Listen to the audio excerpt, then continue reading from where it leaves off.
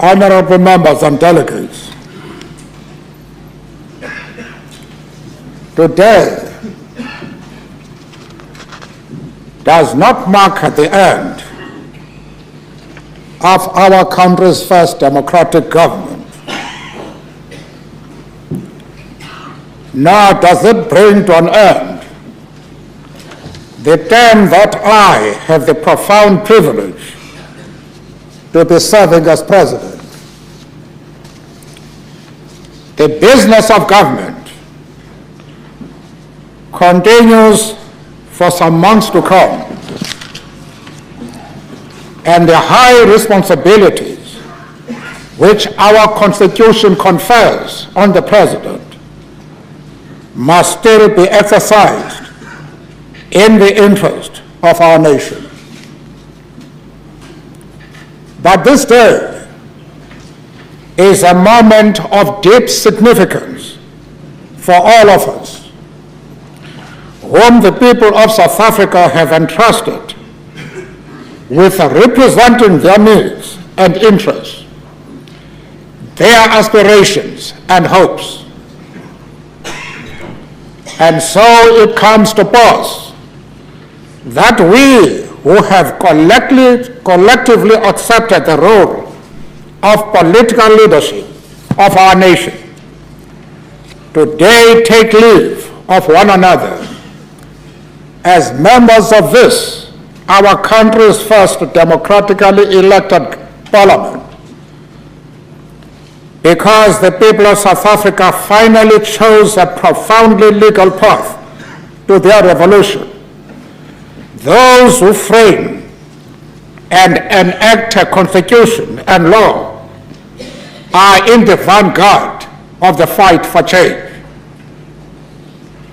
It is in the legislatures that the instruments have been fashioned to create a better life for all.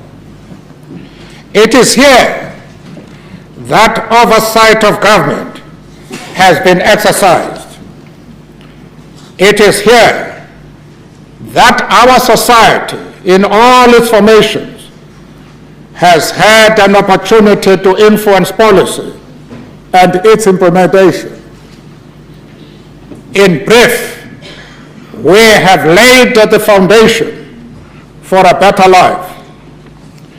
Things that were unimaginable a few years ago have become everyday reality. And of this, we must be proud. Questions have been raised, we know, as to whether this House is not a carriage of the gravy train, whose passengers idle away their time at the nation's expense. To those who raise such questions, we say, look at the record of our parliament during these first years of freedom.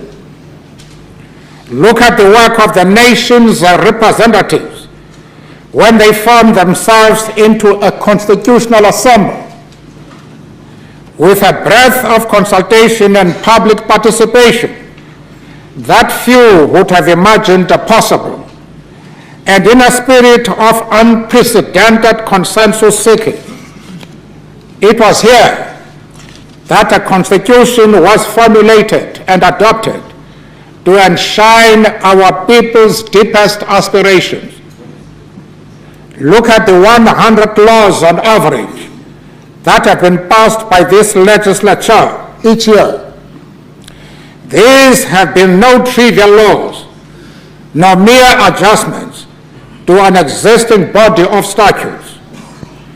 They have created a framework for the revolutionary transformation of society and of government itself, so that the legacy of our past can be undone and put right. It was here that the possibility was created of improving the lives and working conditions of millions.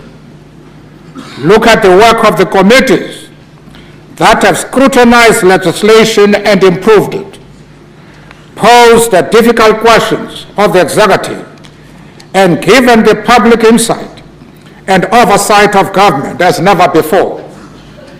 This is a record in which we can take pride.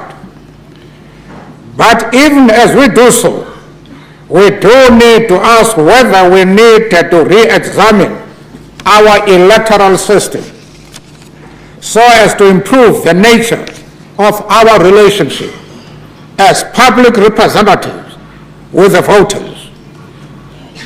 Honorable members and delegates, I raise this question with great pride in what has been done to lay the foundation of democracy in our country.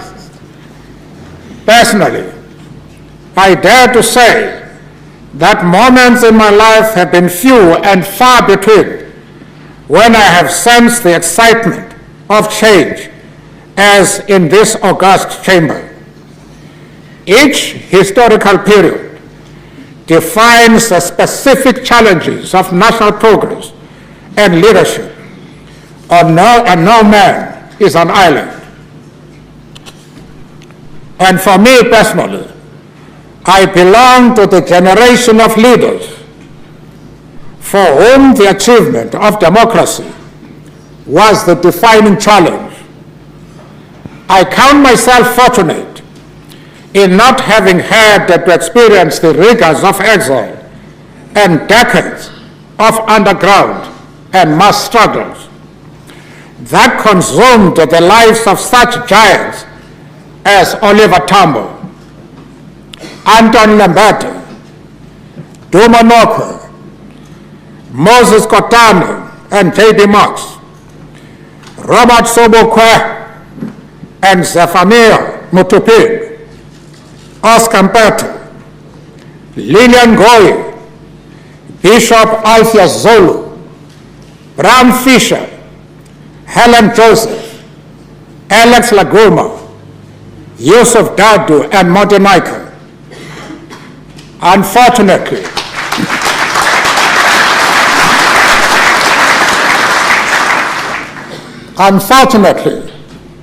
Steve Biko passed away in his youth, but he was a rising star. If he had been given the chance, I would have counted him among these. I count myself fortunate that among that generation, history permitted me to take part in South Africa's transition from that period into the new era whose foundation we have been laying together. I hope that decades from now, when history is written, the role of that generation will be appreciated, and that I will not be found wanting against the measure of their fortitude and vision. Indeed, Madam Speaker, I have noted with deep gratitude the generous praise that has often been given to me as an individual. But let me state this: to the extent that I have been able to achieve anything, I know that this is because I am the product of the people of South Africa.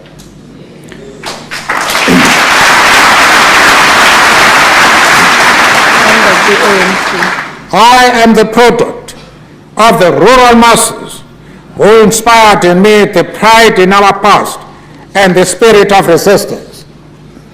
I am the product of the workers of South Africa who in the mines, factories, fields and offices of our country have pursued the principle that the interests of each are founded in the common interest of all. I am the product of South Africa's intelligentsia of every color, who have labored to give our society knowledge of itself and to fashion our people's aspirations into a reasonable dream. I am the product of South Africa's business people in industry and agriculture, commerce, and finance, whose spirit of enterprise has helped turn our country's immense natural resources into the wealth of our nation. To the extent that I have been able to take our country forward to this new era, it is because I am the product of the people of the world who have cherished the vision of a better life for all people everywhere. They insisted in a spirit of self-sacrifice that vision should be realized in South Africa too. They gave us hope because we knew by their solidarity that our ideas could not be silenced, since they were the ideas of humanity. I am the product of Africa and her long cherished dream of a rebirth that can now be realized, so that all of her children may play in the sun. If I have been able to help her take our country a few steps towards democracy, non-racialism, and non-sexism, it is because I am a product of the African National Congress.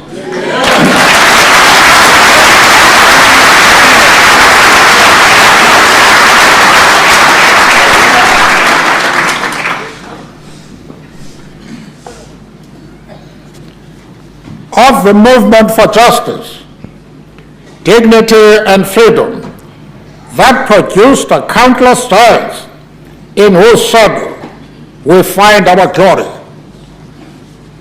Madam Speaker, when, as will be the case in a few months, I once again become an ordinary citizen of our land, it shall be as one whose concerns and capacities are shaped by the people of our land.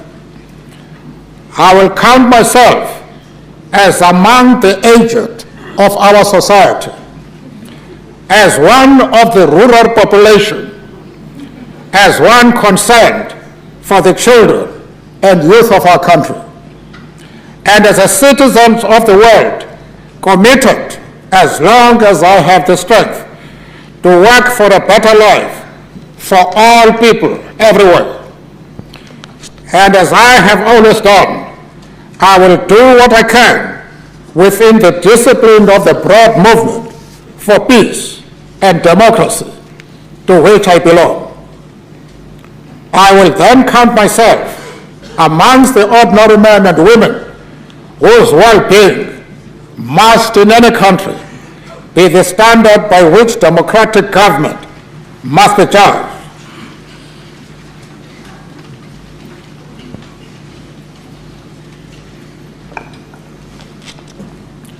Primary among these criteria is the Reconstruction and Development Program aimed at building a better life for all. Primary among these criteria are national unity and reconciliation amongst communities and citizens whose destiny is inseparable. Honorable members, it is a measure of our success as a nation that an international community that inspired hope in us in turn itself finds hope in how we overcame the divisions of centuries by reaching out to one another. To the extent that we have been able to reciprocate in renewing hope amongst the people of the world, we are grateful indeed and feel double blessed. As it goes without saying, and it goes without saying, that we should all live up to those expectations which the world has of us. As I was reminded yet again on the visit which I have just made to the Netherlands and 4 Nordic countries, the world admires us for our success as a nation in rising to the challenges of our era. Those changes were to avoid the nightmare of debilitating racial war and bloodshed, and to reconcile our people on the basis that our overriding objective must be together to overcome the legacy of poverty, division, and inequity. To the extent that we have still to reconcile and heal our nation, to the extent that the consequences of apartheid still permeate our society and define the lives of millions of South Africans as lives of deprivation, those challenges are unchanged. I would like to take this opportunity to pay tribute to all the parties represented in this Parliament for their contribution to the progress we have made. Though we have our differences, often important and sometimes profound, we have as a collective demonstrated our overriding commitment to the new order that we have together established.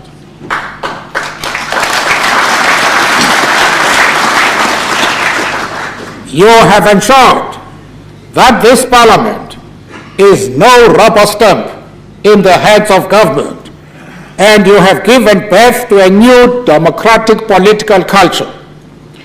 And so, in the spirit of that democracy, we are today taking leave of one another so that our parties can once again submit themselves to the judgment of the people. Many of us will return to the second democratic parliament. Others will not return to this hallowed institution, whether because of the electorate's judgment on our parties, or because of our own choice, or because of the imperatives of advanced age.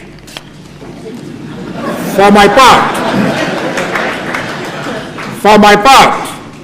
I wish to say that it has been a profound privilege to be accountable to this Parliament.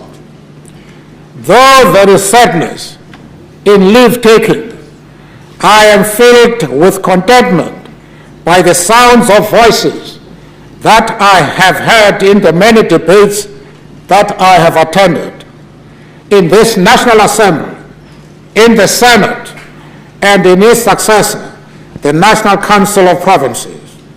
The other day's debate on issues affecting Afrikaners and other communities was no exception. Among the principles which the liberation movement pursued from the beginning of negotiations is that out of any debate, we must emerge stronger and more united, and that there should be no winners or losers. Deputy President Thabo Mbeki, whom we all expect to be the President of South Africa, exemplifies this approach. Exemplifies this approach, which is critical to the unity of our country. I call on all to give their support to his leadership across all political parties. His and other voices are those of a new generation of leaders that are emerging in answer to new historical challenges.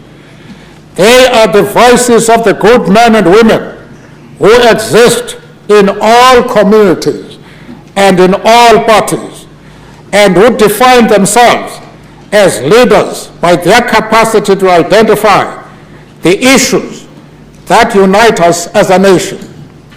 Together, we must continue our efforts to turn our hopes into reality. The long walk continues,